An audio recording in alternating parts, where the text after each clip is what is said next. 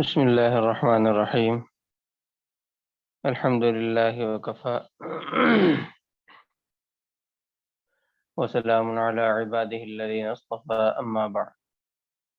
سورة الناس مکیہ. قل اعوذ برب الناس، آپ کہہ دیجئے کہ میں پناہ لیتا ہوں برب الناس، لوگوں کے رب کی. یہ میں پہلے سورۃ الفلق میں بھی یہ میں نے عرض کر دیا تھا کہ ایک پناہ کسی کی لی جاتی ہے اور ایک کسی سے پناہ لی جاتی ہے.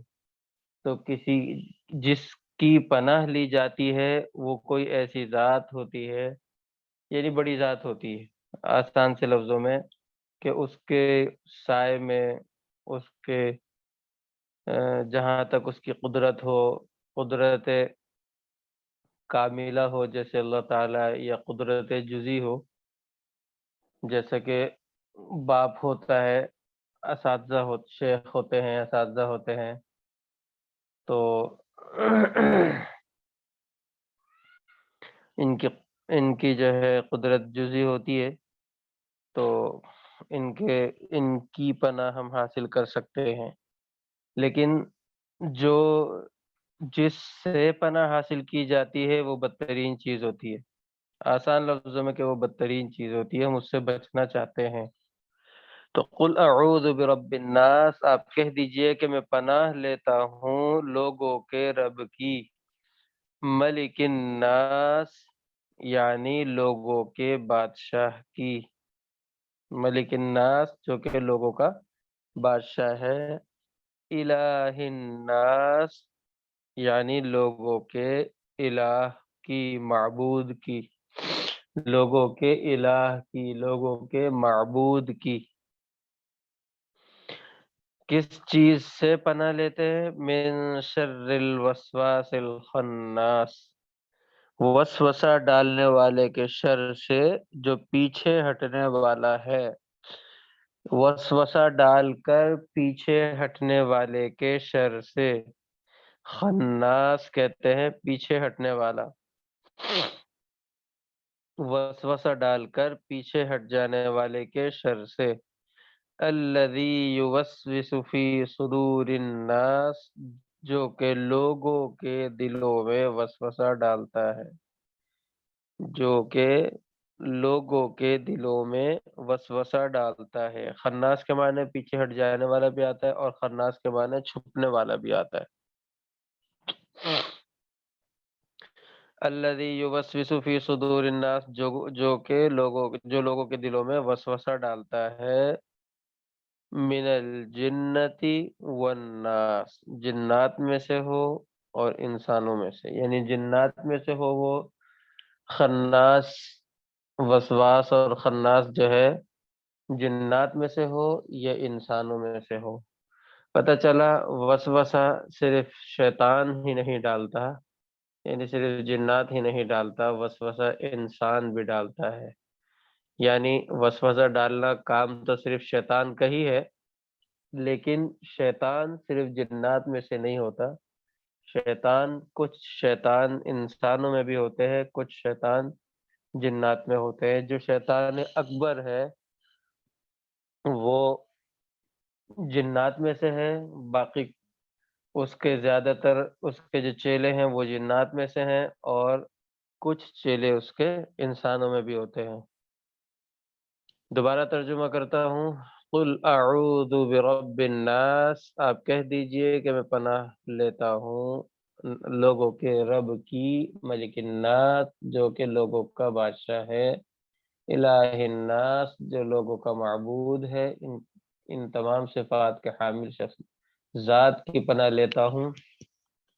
من شر الوسواس الخناس، وسوسہ ڈال کر پیچھے ہٹ جانے والے یا چھپ جانے والے کے شر سے.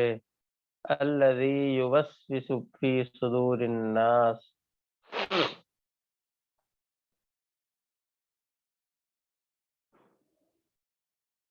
جو کہ لوگوں کے دلوں میں وسوسہ ڈالتا ہے، من الجنت والناس، وہ جنات میں سے اور انسانوں میں سے۔ الہ، اس کی جمع آلہتن آتی ہے، الہ کی جمع آلہتن آتی ہے، الہ مفرد ہے۔ باب فتح سے اس کے معنی آتے ہیں عبادت کرنا، بندگی کرنا۔ باب فتح سے اس کے معنی آتے ہیں عبادت کرنا، بندگی کرنا، فارسی میں پرستش کرنا بھی آتے ہیں۔ باب سمیع سے اس کے معنی آتے ہیں حیران ہونا۔ باب سمیع سے الہ کے معنی آتے ہیں حیران ہونا۔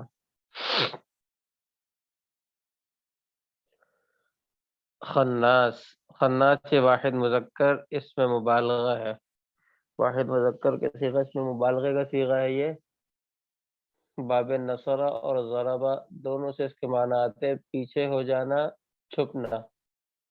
باب نصرہ اور ضربہ دونوں سے اس کے معنی آتے ہیں پیچھے ہو جانا اور چھپنا۔ یوسوسو، یوسوسو واحد مذکر غائب مضارع کا صیغہ ہے فعللۃ کے وزن پر۔ یوسوسو واحد مذکر غائب مضارع کا صیغہ ہے فعللۃ کے وزن پر۔ اس کے معنی ہے وسوسہ ڈالنا، اس کے معنی ہے وسوسہ ڈالنا۔ الجنہ، الجنہ معنی جن، اور اصل میں یہ لفظ اس طرح آتا ہے، اس میں جیم پر اعراب تھوڑا سا مختلف ہوتا ہے۔ اگر جیم کے نیچے زیر ہو، کسرہ ہو، تو جنہ یہ جمع ہے، اس کے معنی ہوتے ہیں جنات، جس کے معنی ہوتے ہیں جن۔ جنہ معنی جن، اور اگر اس کے اوپر زبر ہو، جیم پر فتحہ ہو، جنہ، تو اس کے معنی آتے ہیں باغ کے، اور معروف جنت بھی مراد ہوتی ہے، ورنہ اس کے معنی ویسے باغ کے آتے ہیں۔ اور اگر اس کے اوپر جیم پر پیش ہو، ضمہ ہو، تو صورت میں جنہ ہو، تو وہ صورت میں اس کے معنی آتے ہیں پردے کے اور ڈھال کے، یعنی پردہ اور ڈھال وغیرہ جو ہوتی اس کے معنی میں آتے۔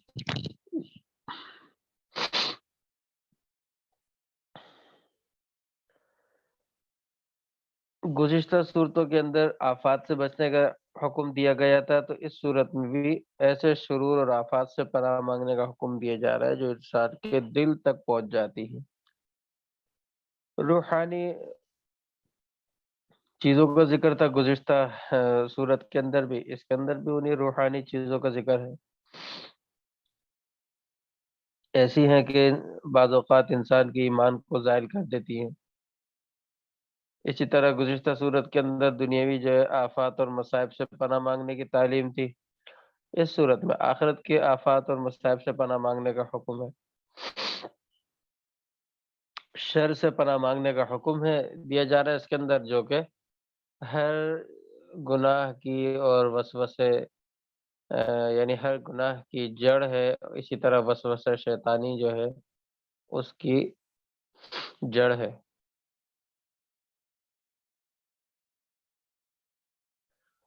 اب یہاں پر ایک سوال ہوتا ہے کہ پہلی صورت میں رب کی اضافت جو ہے فلق کی طرف کی گئی تھی، برب الفلق، اور اس صورت میں الناس کی طرف کی گئی ہے، کیا وجہ ہے؟ فلق کی اضافت کی بات تو گزشتہ صورت کی تفسیر میں گزر گئی تھی۔ اس کی وجہ یہ ہے کہ گزشتہ صورت میں چونکہ ظاہری اور جسمانی آفات سے پناہ مانگنے کا ذکر تھا، اور وہ انسانوں کے ساتھ مخصوص نہیں، وہ جانوروں کو بھی جسمانی تکالیف اور آفات پہنچتی ہیں۔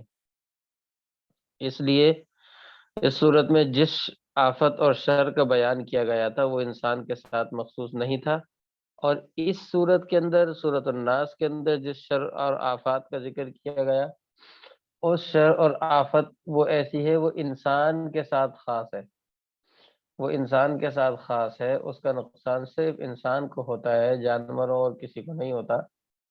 تو اس لیے یہاں خصوصی طور پر اضافت جو ہے رب کی الناس کی طرف کی گئی ہے۔ اسی طرح ملک الناس، قل اعوذ برب الناس، یعنی ہر چیز اس کے مطابق اللہ تبارک و تعالیٰ کا ذکر کیا گیا ہے، ہر روزی دینے والا، ہر چیز کو اس کی مزاج کے مطابق، اس کی ضرورت کے مطابق روزی دینے والا۔ ملک الناس یعنی جو لوگوں کا بادشاہ ہے، الہ الناس جو معبود ہے۔ اب یہاں پر ایک سوال ہوتا ہے کہ یہ تین صفتیں اللہ تعالیٰ کی بیان کی گئی، رب الناس، ملک الناس، الہ الناس، ان تین صفتوں کو ذکر کرنے میں حکمت کیا ہے؟ خالی رب الناس کہہ کر آگے بات بیان کی جا سکتی تھی، مگر تین صفتیں یہاں کل بیان کی ہیں، ان کی حکمت کیا ہے؟ تو اس کا جواب، ایک جواب تو اس کا یہ ہے کہ ان تین صفتوں کو اس لیے ذکر کیا کیونکہ تینوں کا مجموعہ جو ہے یہ صرف اللہ تعالیٰ کے اندر ہوتا ہے، یعنی یہ تینوں کی تینوں صفت صرف اللہ تبارک و تعالیٰ کے اندر پائی جاتی ہیں۔ کیونکہ اگر برب الناس کہا جاتا تو ذہن کسی غیر کی طرف بھی متوجہ ہو سکتا تھا، کیونکہ رب کی اضافت جو ہے غیر اللہ کی طرف بھی ہو سکتی ہے، جیسے رب البیت، رب المال کہتے ہیں ہم لوگ۔ رب البیت یعنی گھر کا بڑا سردار، رب المال یعنی جس کا مال ہوتا ہے، مال کا مالک۔ تو رب کی اضافت تو غیر اللہ کی طرف بھی ہوتی ہے، اس لیے ذہن کہیں اور جا سکتا تھا، اس لیے تین صفتیں ذکر کی، اور یہ ایسی صفت ہے کہ یہ اور کسی میں یہ صفتیں جمع نہیں ہو سکتی۔ دوسرا جواب اس کا یہ ہے کہ ان تین صفتوں کو ذکر کرنے کی وجہ یہ بھی ہے کہ یہ تینوں حفاظت کی داعی ہیں، یہ تینوں صفتیں جو ہے حفاظت کی داعی ہے، کیونکہ ہر مالک اپنی مملوکہ کی حفاظت کرتا ہے، ہر بادشاہ اپنی رعایا کی حفاظت کرتا ہے، اور ہر معبود اپنے عبادت کرنے والے کی حفاظت کرتا ہے۔ رب الناس ظاہر سی بات ہے اپنی مملوکہ کی حفاظت کرے گا، ملک الناس بادشاہ وہ اپنی رعایا کی حفاظت کرتا ہے، الہ الناس معبود اپنے عبادت کرنے والوں کی حفاظت کرتا ہے، اس لیے ان تین صفتوں کو ذکر کیا۔ پھر ایک سوال یہ ہوتا ہے کہ لفظ ناس جو ہے، الناس کا لفظ، یہ اس کا بار بار تکرار کیوں کیا گیا؟ اس کی جگہ ضمیر لوٹا دیتے، پہلی دفعہ کہہ دیتے برب الناس، آگے لفظ ملک کے ساتھ الناس کے بجائے ضمیر لوٹا دیتے، ملکہم، الہہم، اس طرح کر دیتے، اس صورت میں تکرار لازم نہیں آتا۔ تو اس کا جواب یہ ہے کہ ایک جواب تو اس کا یہ ہے کہ یہ مقام جو ہے یہ دعا اور مدح اور ثنا کا مقام ہے، یہ جو مقام ہے یہ دعا اور مدح و ثنا کا مقام ہے، اور اس دعا اور مدح و ثنا میں تکرار ہی بہتر ہوتا ہے۔ جس طرح ہم دعا مانگ رہے ہوتے ہیں، ایک دعا مانگتے ہیں تو اللہ تعالیٰ یا اللہ کہتے ہیں، یا ارحم الراحمین کہتے ہیں، یا رب العالمین، اس طرح کے الفاظ کہتے ہیں، تو ہر ایک دعا مانگ کے پھر اگلا جملے کے ساتھ پھر لگاتے ہیں، پھر جملے کے ساتھ پھر لگاتے ہیں، تو مقام دعا اور مدح و ثنا ہے، اور اس میں تکرار ہی بہتر ہوتا ہے۔ دوسرا جواب بعض مفسرین نے یہ دیا کہ لفظ الناس کے تکرار میں یہ نقطہ بھی ہے کہ پہلے الناس سے بچے مراد ہیں، لفظ قرینہ جو رب جو ہے اس کا قرینہ ہے، کیونکہ پرورش کی زیادہ ضرورت بچوں کو ہوتی ہے، پہلے الناس سے بچے مراد ہے، دوسرے الناس سے نوجوان مرد مراد ہے، کیونکہ لفظ ملک اس پر قرینہ ہے، کیونکہ نوجوان کی جو ہے نگرانی کی ضرورت زیادہ ہوتی ہے اس لیے، اور تیسرے الناس سے بوڑھے لوگ مراد ہیں، کیونکہ لفظ الہ اس پر قرینہ ہے، اس لیے کہ بڑھاپے میں آدمی عبادت کی طرف عموماً متوجہ ہو جاتا ہے۔ تو اس سے بعض مفسرین نے فرمایا کہ اس سے پہلے انداز سے بچہ، دوسرے انداز سے نوجوان، نقطہ یہ بیان کیا ہے، اور تیسرے انداز سے بوڑھے مراد ہے، چوتھے انداز سے صالحین مراد ہے، کیونکہ شیطان انہی کے دلوں میں وسوسے ڈالتا ہے، تو یہ مراد ہے، اور پانچویں انداز سے فسادی لوگ مراد ہے، کیونکہ پناہ انہی فسادی لوگوں سے مانگی جاتی ہے۔ تین الناس تو ایک ساتھ آ گئے، رب الناس، ملک الناس، الہ الناس، اس سے ہو گئے فی صدور الناس، چوتھا الناس آیا، اس کے اندر اس سے صالحین مراد ہے، کیونکہ وسوسہ صالحین کے دلوں میں ڈالتے ہیں، گناہ گاروں کے دلوں میں تو ویسے ہی اس کی شیطان کی اتباع کر رہے ہوتے ہیں، کفار ہو گئے یا فاسقین، وہ ان کے دلوں میں وسوسہ ڈالنے کی ضرورت نہیں پڑتی۔ پھر من الجنۃ والناس، اس میں وہ شر و فساد والے لوگ مراد ہیں کہ ان کے شر و فساد سے پناہ مانگی جا رہی ہے۔ آگے فرمایا من شر الوسواس الخناس، یہ مصدر بھی الوسوسہ کے معنی میں ہے، وسوسہ کے معنی ہوتے ہیں خفیہ کلام کے ذریعے شیطان کا اپنی طرف بلانا، یعنی ایسا کلام ایسا نہیں ہوتا کہ جس کو بندہ سنا نہیں جا سکتا، وہ کلام خفیہ طور پر ڈالا جاتا ہے کہ دل کے اندر بس وہ آ جاتا ہے لیکن کوئی آواز سنائی نہیں دیتی۔ خناس جو ہے یہ خناسہ سے مشتق ہے، اس کے معنی ہوتے ہیں پیچھے لوٹنا۔ شیطان کو خناس اسی لیے کہا جاتا ہے کہ اس کی عادت یہ ہے کہ جب انسان اللہ کا ذکر کرتا ہے تو یہ پیچھے کی طرف بھاگتا ہے، اور جب انسان غافل ہوتا ہے تو یہ پھر آ جاتا ہے۔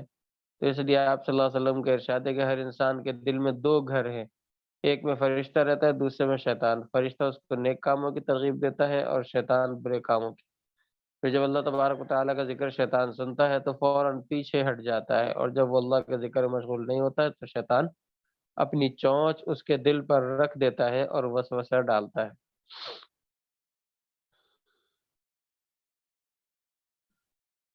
الذی یوسوس فی صدور الناس من الجنۃ والناس، یہاں پر من بیانیہ ہے اور یہ وسواس کا بیان ہے۔ من شر الوسواس الخناس، وسواس کون ہے اس کا بیان ہے۔ من الجنتی والناس، کہ یہ مقصد یہ کہ وسوسہ ڈالنے والے جنات میں سے بھی ہوتے ہیں اور انسانوں میں سے بھی ہوتے ہیں، جو کسی انسان کے دل میں وسوسے ڈالتے ہیں۔ یہاں پر فائدے کے طور پر اس آخری صورت میں اللہ تعالیٰ نے اپنی تین صفتوں کو ذکر کر کے وسوسہ شیطانی سے پناہ مانگنے کا حکم دیا۔ اس سے معلوم ہوا کہ وسوسہ شیطانی جو ہے بہت بڑی آفت اور شر ہے، کیونکہ ہر انسان کے ساتھ ایک شیطان ہے جو قدم قدم پر اس کو تباہ اور برباد کرنے کی کوشش میں لگا ہوا ہے۔ تو وہ اول تو اس کے گناہ کرنے کی طرف کوشش کرتا ہے کہ یہ گناہ پر آمادہ ہو جائے۔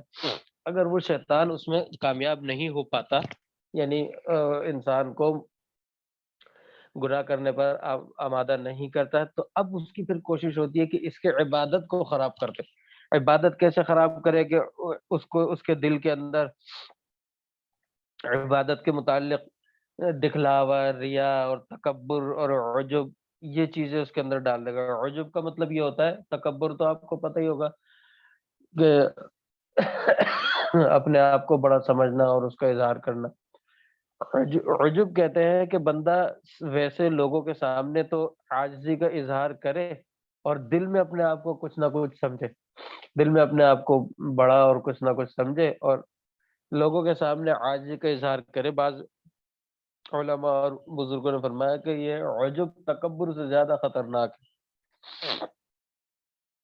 تو اس کے اندر آدمی مبتلا ہو جاتا ہے، یعنی اپنے آپ کو یہ جو ہے اس طرح وسوسے ڈال کر اس کی عبادت خراب کرنے کی فکر میں لگا رہتا ہے۔ یعنی اگر یہ گناہ پر آمادہ نہیں ہو رہا تو پھر یہ اس کو عبادت کی ایسی تیسی کرنے کی کوشش میں لگا رہتا ہے۔ تو اس سے ثابت ہوا کہ شیطان کا اثر جو اس کا شیطان جو ہے تمام شر اور آفتوں سے بڑا ہوا ہے، شیطان کے شر کا اثر۔ باقی آفات اور مصائب ان کا اثر جیسے جسم پر ہوتا ہے اور بعض دنیاوی معاملات پر ہوتا ہے، مال پیسے پر ہوتا ہے، کوئی رشتہ داری ہوتی ہے اس پر ہوتا ہے، لیکن اس کا اثر انسان کے ایمان پر ہوتا ہے، انسان کے اعمال پر ہوتا ہے۔ اعمال اس کے تباہ اور برباد ہو جاتے ہیں۔ اس کی کوشش یہ ہوتی ہے دنیا بھی تباہ ہو جائے، آخرت بھی تباہ ہو جائے، ورنہ کم سے کم آخرت تو وہ تباہ کرنے کی کوشش میں لگا ہی رہتا ہے۔ تو انسان کے دو دشمن ہیں اس صورت میں۔ آخری سے یہ پتہ چلتا ہے انسان کے دو دشمن ہیں، ایک شیطان اور ایک انسان۔ انسانی دشمن کے علاج کے لیے اللہ تعالیٰ نے دو طریقے بتائے۔ ایک طریقہ کیا ہے؟ ایک تو حسن اخلاق کا اہتمام کیا جائے، پیار محبت کا اہتمام کیا جائے، کسی سے غلطی ہو جائے عفو درگزر کا اہتمام کیا جائے اور صبر سے کام لیا جائے۔ یہ چیزیں کرنا یہ انسانی دشمن کے علاج کے لیے بتائے۔ انسانی دشمن کے علاج کے دو طریقے ہیں کہ ایک تو حسن اخلاق کا اہتمام کیا جائے، پیار محبت کا اہتمام کیا جائے اور عفو درگزر کا معاملہ کیا جائے، اس طرح کیے جائے۔ اور اگر یہ تدبیر فائدہ نہ دے تو پھر جنگ و جدال، جہاد اور قتال کا حکم ہے۔ پھر جہاد اور قتال کا حکم ہے اللہ کے دین کی سربلندی کے لیے۔ اور شیطان دشمن کے علاج اور مقابلے کے اللہ تبارک و تعالی نے ایک ہی طریقہ بتایا کہ وہ اللہ کی پناہ میں آ جانا، اللہ کی پناہ میں آ جانا، یہ ایک ہی طریقہ بتایا ہے۔ اب یہ آخری صورت ترتیب کے حساب سے، توقیفی ترتیب کے حساب سے یہ آخری صورت ہے۔ اب پہلی صورت سورہ فاتحہ ہے، اور آخری صورت اس میں مناسبت کیا ہے؟ اس میں بھی مناسبت ہے کہ سورہ فاتحہ میں اللہ تعالیٰ کی حمد و ثنا کے بعد اللہ تعالیٰ سے مدد اور صراط مستقیم کی توفیق مانگی گئی تھی۔ ایاک نعبد و ایاک نستعین میں اللہ تعالیٰ سے مدد مانگی گئی، اور پھر اہدنا الصراط المستقیم اور آگے تک صراط مستقیم کی توفیق مانگی گئی، اور یہی دو چیزیں ہیں جس پر انسان کی دنیاوی اور آخرت کے مقاصد کی کامیابی کا مدار ہے۔ لیکن ان چیزوں کے حاصل کرنے کے بعد ان کے استعمال میں ہر وقت شیطان ملعون جو ہے اس کے مکر و فریب اور وسوسوں کا جال بچھا رہتا ہے۔ تو اس آخری صورت میں اس جال سے بچنے کا طریقہ اور تدبیر بتائی گئی ہے، اور وہ اللہ تعالیٰ سے پناہ مانگنا یعنی استعاذہ ہے۔ اب یہاں پر ایک چیز اور سمجھنی چاہیے کہ الذی یوسوس فی صدور الناس من الجنۃ والناس، کہ شیطان جنات میں سے بھی ہوتا ہے اور انسان میں سے بھی، اور اس کی وہ کون ہوتا ہے جو لوگوں کے دلوں میں وسوسہ ڈالتا ہے۔ اب کوئی شخص کسی کے دل میں وسوسہ ڈال رہا ہے، مثال کے طور پہ اولاد کے دل میں والدین کی طرف سے بلا وجہ کے وسوسے ڈال رہا ہے۔ مثال کے طور پہ اگر والدین کوئی ایسا پروگرام بنا بھی رہے ہوں کسی بیٹے کے لیے یا اولاد، بیٹی کے لیے یا اولاد کے لیے، لیکن وہ والدین کی جو ہے چغل خوری لگاتا ہے، جا کے والدین کی طرف سے وسوسے ڈال کے، یعنی باتیں بتا بتا کر ان کو کہ یہ تمہارے والدین، وسوسے سے مراد یہ ہے کہ ان کو والدین کی طرف سے اس کا دل خراب کرتا ہے۔ ظاہر سی بات ہے جب ایک بندہ بار بار ان کی برائی کہ تمہارے بارے میں تو وہ یہ کہتے ہیں یا ان کا یہ خیال ہے، ان کا یہ خیال ہے، تو یہ بھی شیطان ہوتا ہے۔ اسی طرح کچھ لوگ ہوتے ہیں جو اہل حق اور جو ہے اہل سنت والجماعت، ان کے متعلق وسوسے ڈال رہے ہوتے ہیں، یعنی آپ صلی اللہ علیہ وسلم کی شریعت کے اندر وسوسے ڈال رہے ہوتے ہیں۔ کوئی سنت کے مقابلے میں بدعات ایجاد کر کے سنت کو وسوسے، سنت کے متعلق وسوسے ڈال رہا ہوتا ہے۔ اب سنت کے متعلق کیا وسوسے ہوتے ہیں؟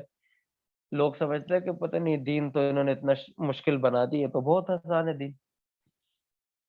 آپ کو مثال کے طور پہ صدقہ کرنا ہے اللہ کے راستے میں، اس کے طریقے، اس کے مستحق اور اس کا طریقے، یہ سب شریعت بتاتی ہے۔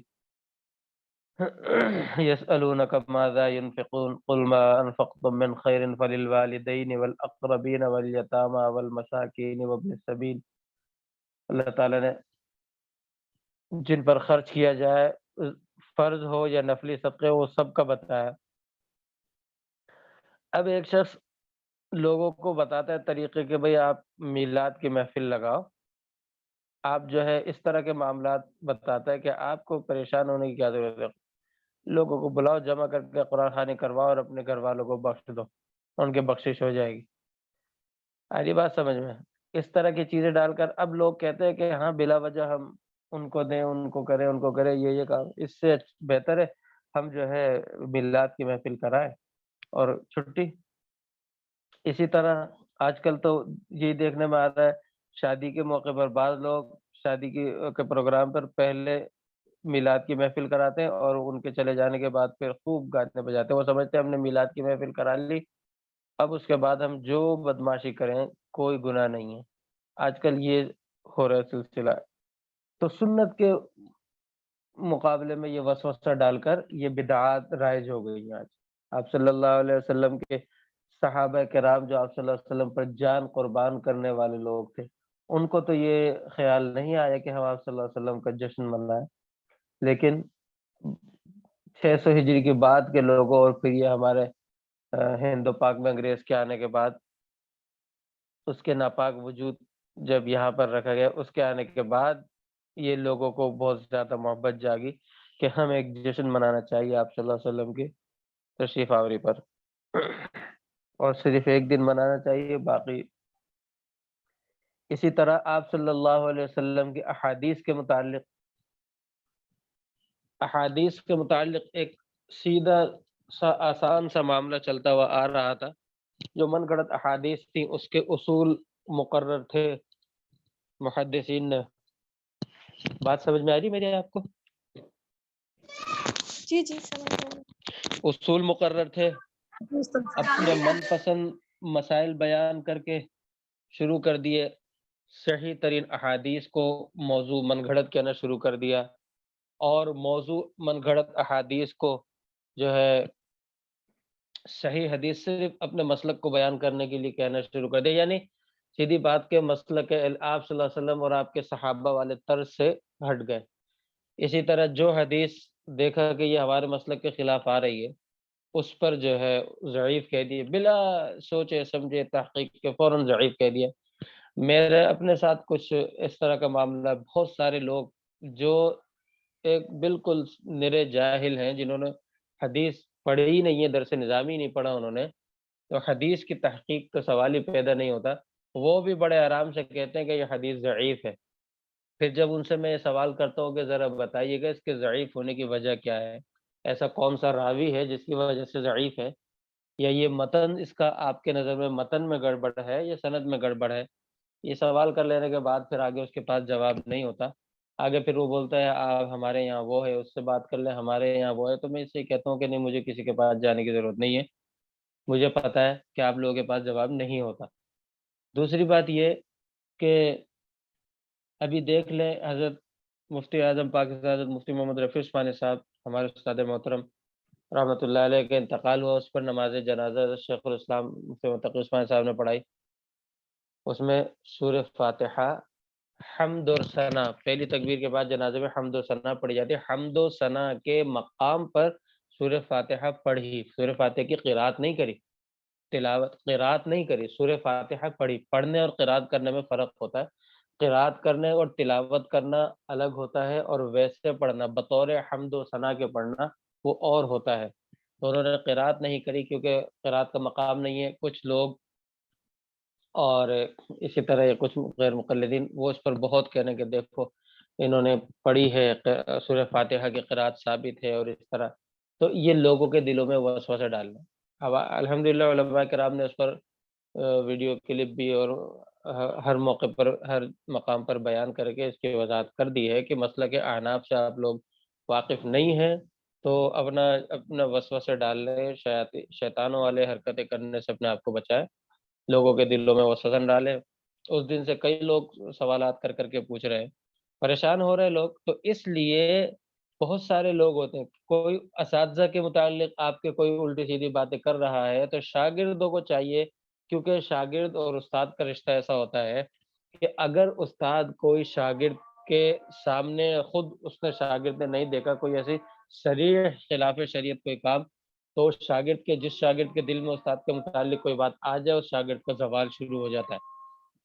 تو اس لیے یہ لوگ جو ماں باپ کے خلاف اولاد کے دل میں، یا اولاد کے خلاف ماں باپ کے دل میں، بہن بھائیوں کے خلاف ایک دوسرے کے دل میں، یہ جو بیچ میں یہ کرنے والے لوگ ہوتے ہیں، یہ وسوسے ڈال رہے ہوتے ہیں اپنی باتوں کے ذریعے سے استاد شاگرد کے درمیان، شیخ مرید کے درمیان، ان کے درمیان جو یہ وسوسے ڈال رہے ہوتے ہیں، سنت اور بدعت کے درمیان سنت کے متعلق وسوسے ڈال رہے ہوتے ہیں، احادیث کے متعلق وسوسے ڈال رہے ہوتے ہیں. کچھ لوگ وہ ہوتے ہیں جو احادیث کا انکار ہی کرتے ہیں، منکر حدیث، وہ کہتے ہیں کہ حدیث میں یہ ہے وہ ہے. یہ سارے کے سارے شیطان ہیں بزبان قرآنی سورۃ الناس کے ان آیات کی زبانی، ہماری زبانی نہیں، یہ سورۃ الناس کے ان آیات کی زبانی، قرآن کریم کی زبانی، یہ شیاطین ہے. ان سے اپنے آپ کو بچانا چاہیے. آئی بات سمجھ میں؟ جی جی بالکل. جی استاد صاحب. چلیں اب انشاءاللہ کوشش کرتے ہیں کہ وہ جو 2 صورتیں ہماری ریکارڈنگ سے رہ گئی تھی اس کو بھی انشاءاللہ پڑھتے ہیں. نہیں استاد صاحب ایسی کوئی ضرورت تو نہیں، آپ کی مرضی، اگر آپ کر لیں.